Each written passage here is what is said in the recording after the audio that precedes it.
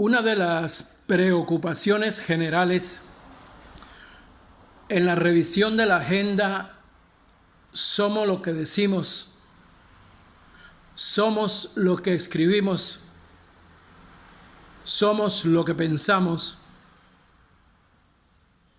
Es meterse en el conocimiento de cada una de las cosas. Cada camino tiene sus elementos: decir, escribir, pensar.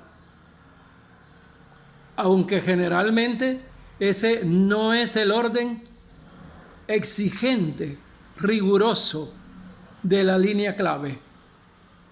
Pensar para hablar y hablar bien para escribir. O escribir lo que pensamos, pero escribirlo bien. Y fundamentalmente claro y sencillo. Escribir como si estuviéramos hablando. Pero en el lenguaje general, en la estructura general, en la búsqueda general de la fundamentación interna de cada uno de esos apartes, ahora nos vamos a ocupar de la línea que demarca somos lo que pensamos. Y en esa línea somos lo que pensamos, vamos a meternos en el lenguaje particular, en el camino particular, en el sendero particular del origen del lenguaje. Porque esa ha sido una preocupación siempre, el origen del lenguaje. Y ha habido distintas manifestaciones acerca del origen del lenguaje. Aún más, desde Juan Bautista Lamarck, Charles Darwin, o mucho antes, se manifestaba la exigencia del lenguaje como un elemento clave para entenderse con los demás. Y en consecuencia, entenderse con los demás no es un renglón exclusivo de los seres humanos. Lenguaje tienen las abejas, lenguaje tienen las hormigas, lenguaje tienen los tigres, los leones, los animales de la selva. Hay un lenguaje entre la parte vegetal. Hay que saber leer los jardines. Hay que saber leer los cultivos y hablar de ellos. Entonces, acá nos tenemos que meter es a la línea general de la capacidad que tenemos todos los seres de comunicarnos, y tomando elementos claves, nosotros podríamos hablar y decir y entenderlos como efectos de la capacidad general de comunicación. Esa capacidad general de comunicación, los estudiosos, los académicos, la han denominado lenguaje. Pero hay estadios particulares de la expresión oral. Y entonces tendríamos nosotros que recordar la lengua, el habla y los regionalismos como elementos claves singulares del buen entendimiento de los miembros de una comunidad también singular. La preocupación entonces sigue siendo el origen y fundamentalmente los idiomas como canales regionales de comunicación. Bien, nosotros podemos recordar, sobre todo en la línea nuestra del habla hispana, la influencia, por ejemplo, que existe entre el latín, el griego y el árabe, y la intervención de los americanismos para la formación de un buen español, por ejemplo. O de esos idiomas que comúnmente, por tener la raíz del griego y el latín, la han denominado los estudiosos lenguas romances. Pero además, nosotros podríamos recordar, por ejemplo, el italiano, el portugués, el francés, como primos hermanos de estas lenguas entre sí. El español con el italiano y con el portugués, por ejemplo, por decir eso nada más, la afinidad que existe de declinación y de conjugación entre ellos mismos. Sin olvidar el inglés, sin olvidar el alemán, sin olvidar el mandarín, como fundamento de comunicación de una región con otra, para entenderse. Entonces los idiomas no separan, los idiomas aproximan. Y dentro de la estructura de los idiomas hay que buscar entonces lo que nosotros comúnmente hemos denominado el origen del lenguaje, la capacidad general del origen del lenguaje. Y ahí tendríamos que mencionar y meternos entonces en un proceso totalmente diferente, en cuanto que ya no es la Torre de Babel como explicación de que se confundieron lo que hablaban por pretender llegar hasta su cielo, hasta el cielo, hasta la divinidad, hasta la explicación de las cosas por la mano del hombre, cuestión que no es extraña en pleno siglo XXI.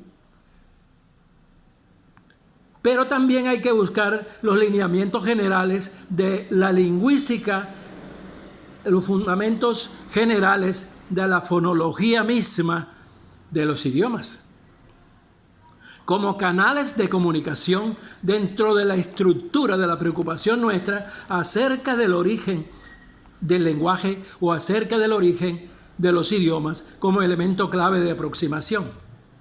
No en vano, los canales fundamentales de la filosofía del lenguaje se han metido en ello. Por ejemplo, por citar a alguien, Edward Sapir o Jean Piaget o Noam Chomsky, por ejemplo. ¿Por qué no recordar a Ferdinand de Saussure con su estructuralismo? O recordar la fenomenología de Edmund Husserl, por ejemplo.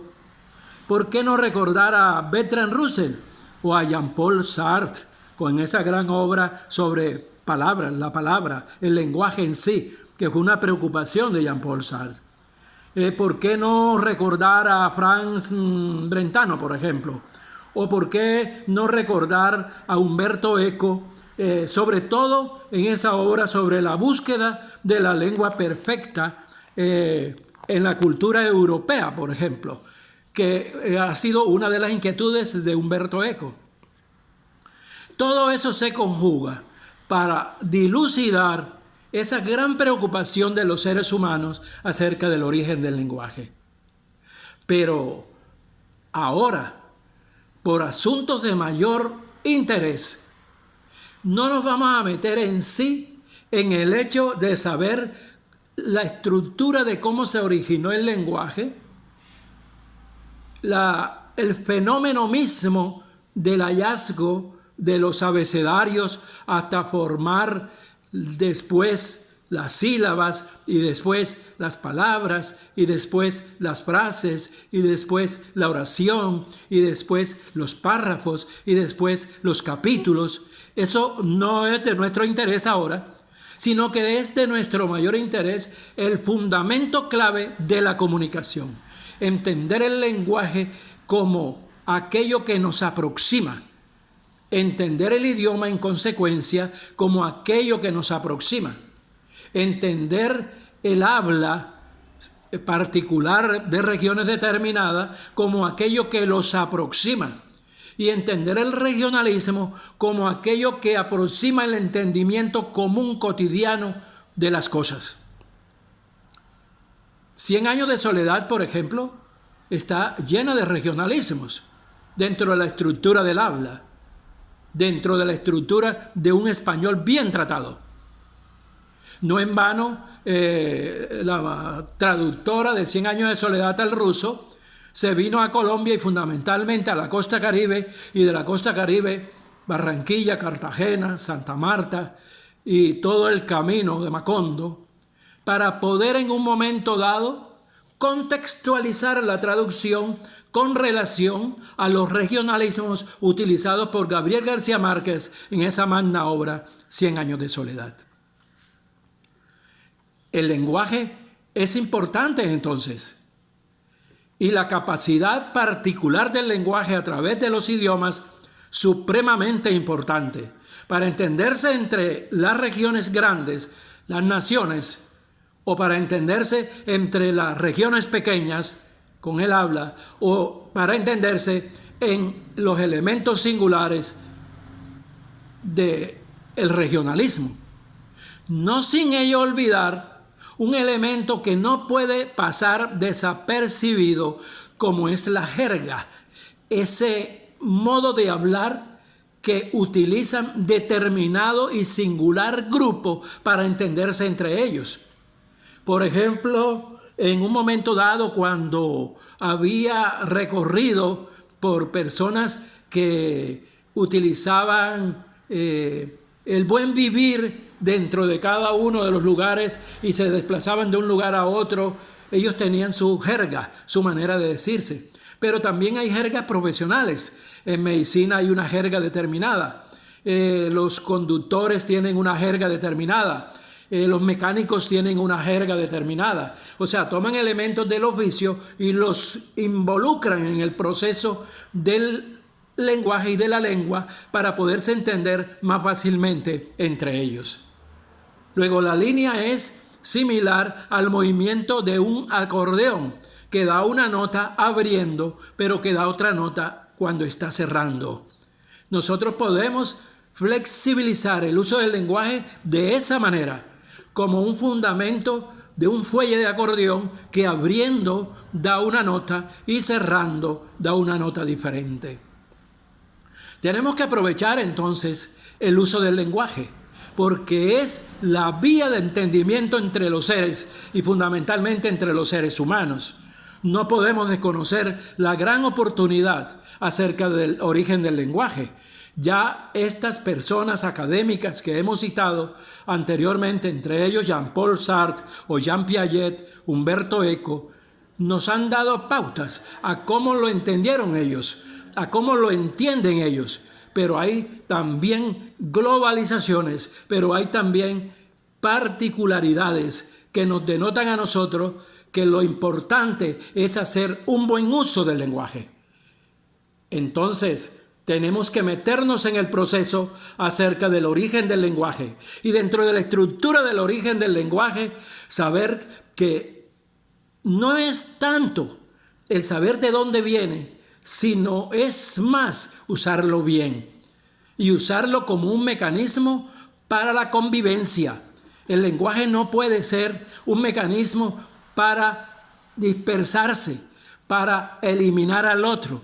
El lenguaje debe ser un elemento unitivo dentro del proceso de la comunicación de los seres humanos fundamentalmente, sin descartar la intelección que debe existir entre los seres humanos y los animales y entre los seres humanos y la naturaleza entera.